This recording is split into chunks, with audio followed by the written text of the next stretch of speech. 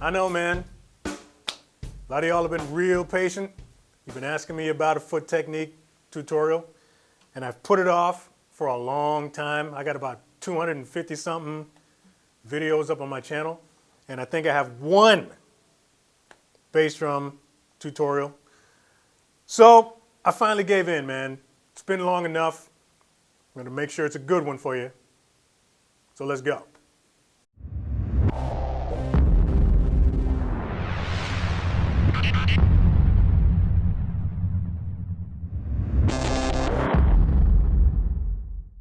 So like I said, man, I got like over 250 some videos up on my channel, and I never really touched on foot technique because I've never, to be completely honest with you, I've never really considered myself as having a great foot. I mean, I can get done what I need to get done, but I got some friends, man, with some alien feet. They can do stuff with a single pedal. I'm not that dude. Like, I can't do any of that stuff. But the funny thing is, I've been saying this for a long time. During that stretch of time, my foot has actually gotten pretty good. So I'm a little confident now. I can let you in on some stuff. So yeah, we're going to get into this. I'm going to give you a really detailed lesson on how you can build a great foot for your playing. So this is a lesson for the average drummer, okay? I'm not George Callias or Thomas Lang or Thomas Pridgeon or Larnell or any one of them dudes. I don't have that foot, but I will show you the mechanics of what you need. If you want to get there, that's cool. The mechanics is the same throughout. This video is just for your average working drummer, weekend jobber, whatever. If you just want to build a nice, solid foot with some decent control, I'm going to show you some really simple exercises that you can do to build that up. So let's get right into this lesson, man. So there was one point a few years back where I was having trouble trying to pull off the stuff that I wanted to pull off. Anything that involved playing like fast doubles or, you know, quick singles on a single pedal, I couldn't do for a long time, as a matter of fact. And then one day I made this discovery, changed everything, fixed it all almost instantly. So that's what I'm going to show you today. So this big thing that I discovered that changed the game for me is actually a small thing. It's a very small thing. And as soon as I did it, it cleaned everything up. So it all has to do with your position of the foot on the pedal. So when I would watch all of my favorite drummers play, you know, I'm staring at their right foot and everything, and I noticed there was a common thread through all of them, and it's that their foot seemed to be just sort of floating on the pedal. And it all has to do with simply raising your heel off the plate just about an inch. So you might be saying to yourself, of course it is, right? I mean, that's the whole point behind playing heel up. But here's the thing, man. I never really gave much thought or attention as to why my heel was up, other than the fact that it just gives me more power. There's actually way more to it than just that. And that's what I'm going to show you right now. As soon as I went in there and sort of discovered why my heel was up and the effect that it had once I, you know, started paying attention to it, everything changed. So I need you guys to do me a favor for a second, all right? Just humor me for a second. I'm going to show you an illustration. Kind of drew this out real quick. And I want you to look at this and stare at this illustration for the next 20 seconds. And when we come back, I'm going to explain what's going on with the foot, show you some exercises, and then send you on your way.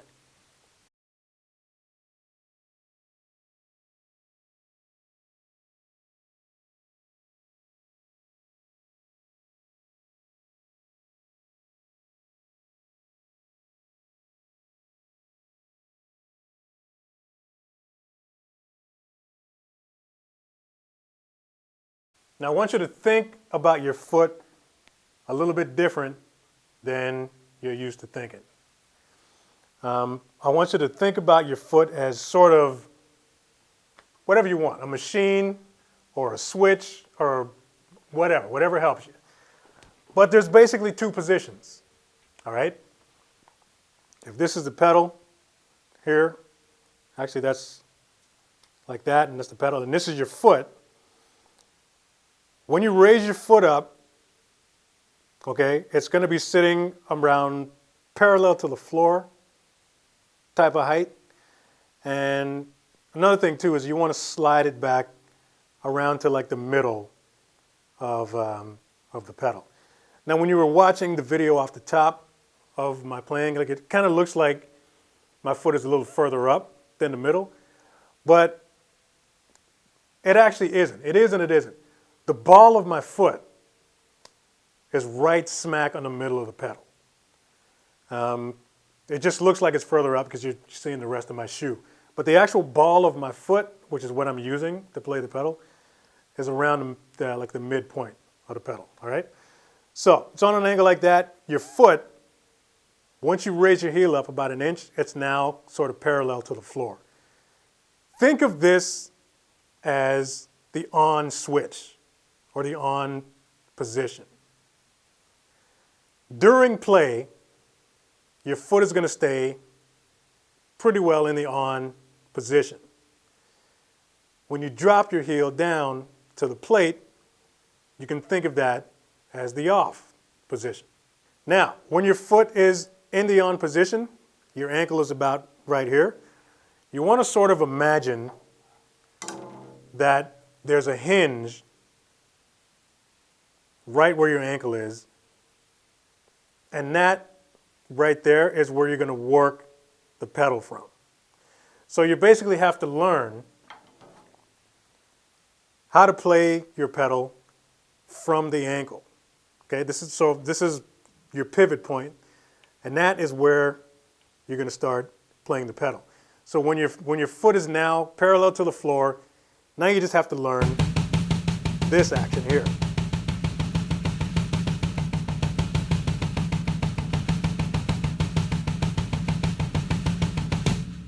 As far as the pedal, you need to start thinking about your pedal as having the same properties as your stick, right? So, you know, if you hold your stick further back, you get more leverage, you get more power. Same thing with the pedal. That's why if you want to play with a little more power, you drop your foot down around halfway. You get a little bit more momentum to swing that beater. The pedal feels a little bit heavier, and then that's where you get your power from and all that kind of stuff. And the leverage and the momentum, that's what's going to help you get those fast singles. And when you choke up on the stick, right, you lose a little bit of leverage, but you get a little bit more control. But at the same time, again, you lose a little bit of volume. So if you want to play quieter, then you're simply just going to slide your foot way up, like further up on the pedal. But we're talking about something different today. But that's basically how you want to think about your pedal. Like it really has the same properties as the stick. So there are optimum points on the pedal that'll give you better rebound and all that kind of stuff. Again, generally around the middle, and that's where you want to be playing for most of the time. And once you start giving that kind of stuff a little bit more thought, things will start to fall into place and become a little bit easier to do. Now, when your foot, again, is parallel to the floor, so if this is the pedal here, and your foot is flat like that, I want you to think of this as 0, all right? When you drop your heel below that, we'll call that -1, right? So there's 0 and -1. During play, 0 is the ground floor. So you generally want to make this sort of home position, I guess you can sort of call it that. So everything that you're going to be doing on that pedal, You don't really want to go below 0. So when you're doing things like doubles, when I'm playing doubles now, it's sort of a tap. The first note is a tap, and then the second note, I'm dropping my foot or my heel back down to 0. Not back down to the floor, back to 0. So my heel is still suspended. That's just where it's stopping. So now when I'm playing doubles on the kick, first note is a tap, so I'm actually lifting my heel up to, we can call that +1, I guess, up to sort of tap that first note with the ball of my foot, and then drop it back down to 0 for that second one. So you sort of get this thing kind of happening. But again, like my heel's not dropping below 0 when I do that. Now everyone, of course, is physically different, right? You hear a lot of drummers talk about the whole sliding foot kind of thing. You might actually find that your foot will probably just start doing that naturally when you take that approach. So when you tap that first note and then slam your foot down to 0, that sort of imaginary cushion that's keeping your heel suspended, you might find that for that second note, your foot's just going to naturally start sliding a little bit. So some drummers might slide a little bit more, some a little bit less, but the core principle is the same. Raising your foot and then dropping it back down to 0 for the second note. So there are basically 2 movements that you have to learn. First one is to be able to work your foot or work that pedal from the ankle. Again, you want to imagine that hinge right there going straight through your heel, and you're sort of working it from there. That's how you're going to play your singles, your fast singles, that kind of thing. And then the doubles thing that I just talked about, where you're raising your heel up to +1 and then dropping it back down to 0. So there are 3 different exercises that I'm going to show you. They're super simple. You can do them at really slow tempos because, like I said, like I always say, right? Repetition fixes everything. So it's all about muscle memory. Once you learn the mechanics of this, then you can take it as far as you want. You can keep practicing until you can get as fast as Thomas Lang or whoever else you admire doing this kind of thing. Or you can just be satisfied with just being good at it. So these exercises are fun, they're super effective, and they're built for endurance so that you can do it on a repetitive sort of basis. Take breaks, pick it up again, and do it again. So let's break these down. I'll show you these 3. This first one that I'm going to show you is targeting your ability to do singles. All right, so this is going to work on that hinge on the heel. And this one, super simple. You're going to play a simple groove, okay? It's a 16th note exercise, and you're going to be playing notes, single notes in succession from 2 to 4. So first 2, and then 3, and then 4, and then back down to 2. You're going to do this over and over and over again. So instead of trying to explain this to you, I'll just show it to you, and it looks like this.